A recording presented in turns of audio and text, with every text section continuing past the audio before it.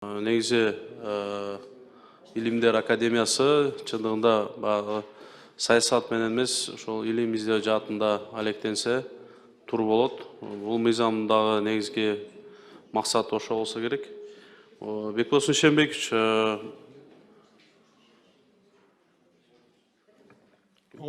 Илимдер Академиясынан. Биз жогоруда ошол парламенттик угууда дагы бул маселе боюнча мен көтөрдүм эле. Бүгүнкү күндө ошол илимий ачылыштар боюнча баягы элдин бир жашоо турмушун жеңилдетүү максатында кандай иштерди кылып атасыздар? Алдыда дагы кандай иштер болот? Бүгүн эме дүйнөнү көрүп атасыз. Бүгүн илим издөө жаатында дагы ошол IT тармагында дагы бир топ баягы ачылыштарды жасап атат, алдыга жылыштарды кылып атышат. Бул боюнча сиздер кандай иш-чаралар жүргүзүп атасыздар? Рахмат, мен жооп берип коеюн. Урматтуу депутаттар, урматтуу бүгүнкү иш-чаранын катышуучулары. Биринчиден биздин 5 баш мыйзамдын 22 беренесинин 1-пунктунда турат: коом жана мамлекет илимге таянып өнүгөт депчи. Бул акыйкаттык, бул чындык. Ошон үчүн биз илимди карабыз. Бирок ушул боюнча акыркы убактагы реформалар көрсөтүп атат. Илим тармагында бизде мамлекеттик бир бирдиктүү саясат көп болбой атат. Муну айтышыбыз керек. Мына илим боюнча бизде илимдин тиги мамлекеттик мекеме бул Министерство образования науки, андан башка Кабмин карайт, андан башка Совет по науке деген карайт. Азыр нам болду, ошонун бүт бардыгын реформалап туруп ортого коюш керек го деп ойлойм да. Ал үчүн мына жогорку кеңештин негизги милдети сиздер укуктук жактан баягы шайкештикке келтирип берсеңиздер. Анткени бизде билим жөнүндө, илим жөнүндө мыйзамдарда көп кемчиликтер бар.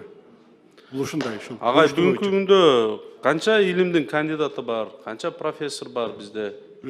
Илимдин доктору 750 киши, илимдин кандидаты 2000ден ашып кетти. 2000ден ашып кетти. Бул эми 7 миллион адамга көп эмеспи? Көп эмес. Бул биз бир топ төмөнкү көрүнүштөрдө турабыз. Азыр ал боюнча мындай билесиздер, азыр баягы дебюрократизация боюнча айтылып атпайбы? Ошондо тиги даже чет мамлекеттен окуп келсе эле дароо эле биринчи жүздүккө кирсе илимдин докторун берели, экинчи жүздүккө берсе кандидатын берели деп атпайбы? Бул менимче туура эмес. Менимче өзүмдүн жеке көз карашым. Анткени илим, билим баягы кайсы жерде кандай статья чыгарган менен, кайсы жерде окугандык менен белгиленбейт.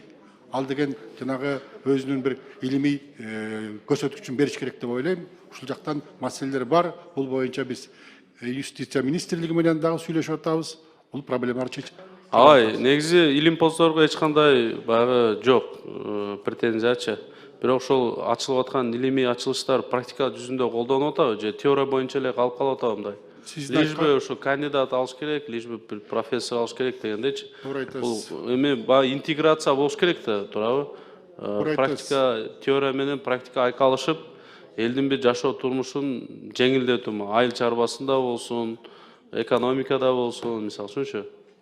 Туура айтасыз, бул жерде мен сизге кошулам. Анткени чындыгында илимге мамлекеттик заказ болуш керек. Илимдин багыттары мамлекеттик бийлик, мамлекеттик атайын уполномоченный орган аныкташ керек. Ошол боюнча заказ бериш керек. Анан аны баягы тиги теориялык кагаз жүзүндө калбастан аны ишке ашырыш үчүн буга механизм түзүш керек да. Бул жагынан биз жалгыз эле Илимдер Академиясын окумуштууларды эмес, мамлекеттик бийликтин органдарына дагы биз ушундай милдеттерди так коюшубуз керек. Мисалы үчүн мен сөзүм куруу болбос үчүн жана илим жөнүндө 23-жылы кабыл алынган мыйзам бар. Ошондо 18-19, 20 беренесин карап көрсөңүздөр, мамлекеттик бийликте ушунча көп полномочия бар да, мына урматтуу министрибиз турат, Кабминдин мүчөлөрү турат, бирок ошолордун көпчүлүгү аткарылбайт.